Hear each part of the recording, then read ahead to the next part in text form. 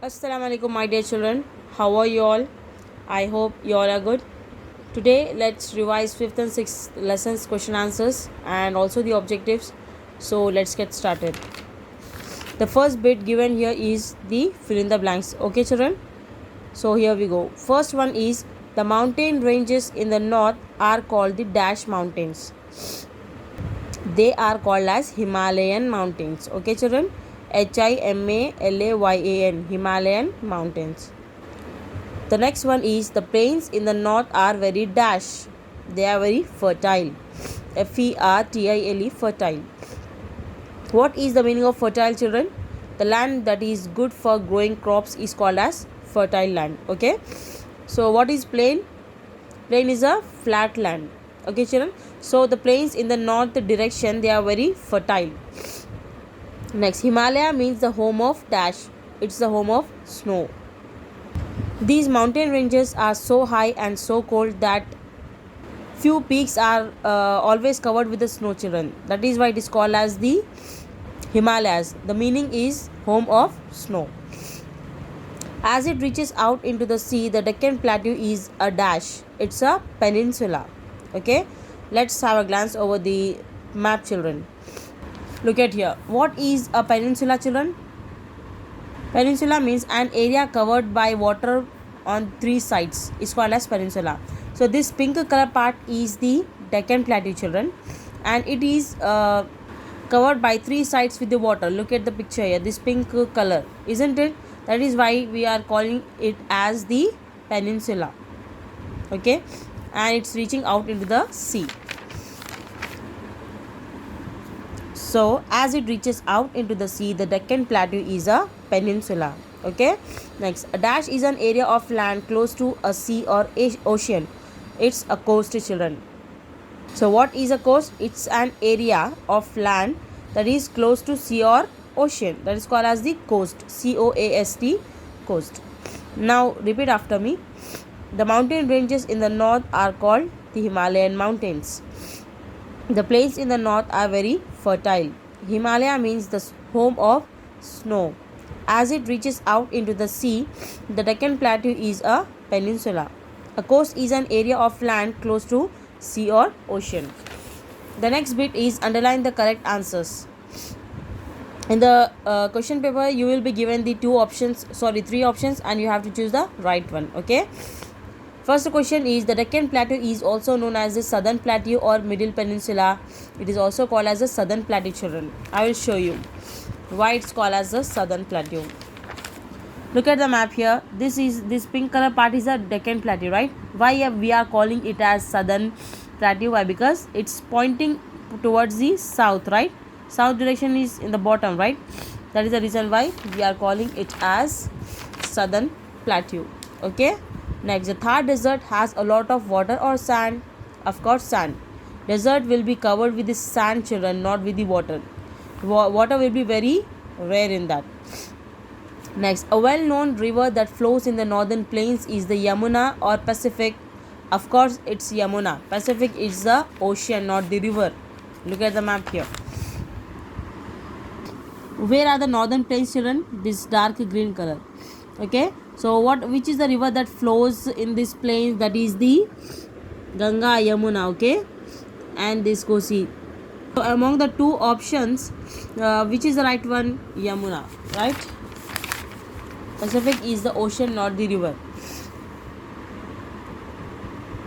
Next, these are the highest mountain ranges in India: Eastern Ghats or Himalayan ranges. Of course, we have learned that the highest mountain ranges, they are called as the Himalayan ranges. It is towards the north direction, right? Next, Lakshadweep is located on the dash Bay of Bengal or Arabian Sea. Let's have a glance over this map. Where is Lakshadweep? This is the island, children, Lakshadweep. Okay, where it is? It is on the Arabian Sea, not the Bay of Bengal. Bay of Bengal is towards the right side. Okay. So it is towards the Lakshadweep is towards the Arabian Sea, and it's an island. What is an island? A land covered with water on four sides is called as an island. Okay.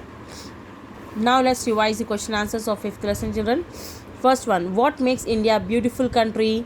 different types of landforms makes India a beautiful country. What are the different types of landforms, children? They are the deserts, valleys, mountains, isn't it? These are the different landforms that makes India a beautiful country. Next, how are the mighty Himalayas important for India? The Himalayas form a strong natural barrier to our country in the north. That is why it's important for India.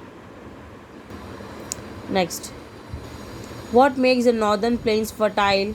Now, northern plains was formed by the deposits brought in by the three major rivers and their tributaries. Okay, spelling of tributaries: TRIBUTORIES, tributaries. You have to practice the spellings also, children. Okay. Next, what makes the southern region of India a peninsula? It is surrounded by three sides water, with one side land is known as peninsula. Okay, peninsula means what? A land that is covered by three sides with water, and one side is land, that is called as peninsula. Okay, next, why is life difficult in the desert? Why, children? Why? Because it's very hot there, and also there is a scarcity of water. So answer is, the desert area is hot and dry and water is less. This is the reason why the life is difficult in desert. Next, what are islands? Name two main islands of India. An area surrounded by water on four sides is called as an island. Okay, children. And what are the two islands? Two main islands. They are the Andaman and Nicobar and Lakshadweep. These are the two islands. Now let's revise the sixth lesson, children. Sixth lesson's objectives. First is, India's neighbor to its immediate south is dash. It's Sri Lanka. Let's have a glance over this map. Look at here. Our India is this, okay, and which is its neighbor towards the south. South is here, na? So Sri Lanka. Sri Lanka is our neighbor towards the south. Next, there are dash states in India. There are 29 states and 7 union territories. Remember this. Okay, children. Next, the dash government is located in Delhi. Central government is located in Delhi. Okay, and it looked after the entire country needs. Okay, children. Next, India has dash union territories. It has 7 union territories. Next, Pakistan, Bangladesh, Nepal and Bhutan are some dash countries of India. They are the neighboring countries. Let's have a glance. Look at here. Pakistan, Nepal, Bhutan, okay, China, Myanmar. These are what? These are the neighboring countries. Along with it, it is also called as the subcontinent, children. Okay. Next, India is the 7th largest country of the world and the dash most populous. It is the second most populous country. Okay. 7th largest country and second populous country. Populous means what? Where large number of people live, that is called as a population. Okay, so it is the second populous country in the world. Okay, next, underline the correct answers. The number of states in India are how many? 38 or 29? Answer is 29. We have learned in the blank also. Next, India is a part of dash. Our India is a part of Asia, not Africa. Okay, and Asia is the largest continent. Which is the northernmost state? It's Jammu and Kashmir. I'll show you in the map. Look at here. North direction is toward this, right? And Jammu and Kashmir is towards the north. That is the reason why it is a northernmost state. Okay. Next, the national capital territory of Delhi is a union territory or state. It's a union territory, not the state, children. Okay. Next, the number of union territories in India are 7. Next, a group of people who look after the state and its needs are called state government, isn't it? State को देखने वाले state government है. Next, two important officials of the state government are, they are the governor and the chief minister. Okay. This body of the government works from Delhi. Central government will work from Delhi, children. They will stay there and work from there. Next, a large subdivision of a continent is subcontinent. Okay. Next, India is a part of this continent, that is Asia. Now let's revise the question answers of this lesson. Here we go. First question is, why is it important to divide the country, children? Because it is important to divide the country into states and union territories to run in a better way. So answer is to run in a better way. Next, how many states and union territories does India have? There are 29 states and 7 union territories. Next, name some neighboring countries of India. They are Nepal, Bhutan, China, Sri Lanka and Maldives. Okay.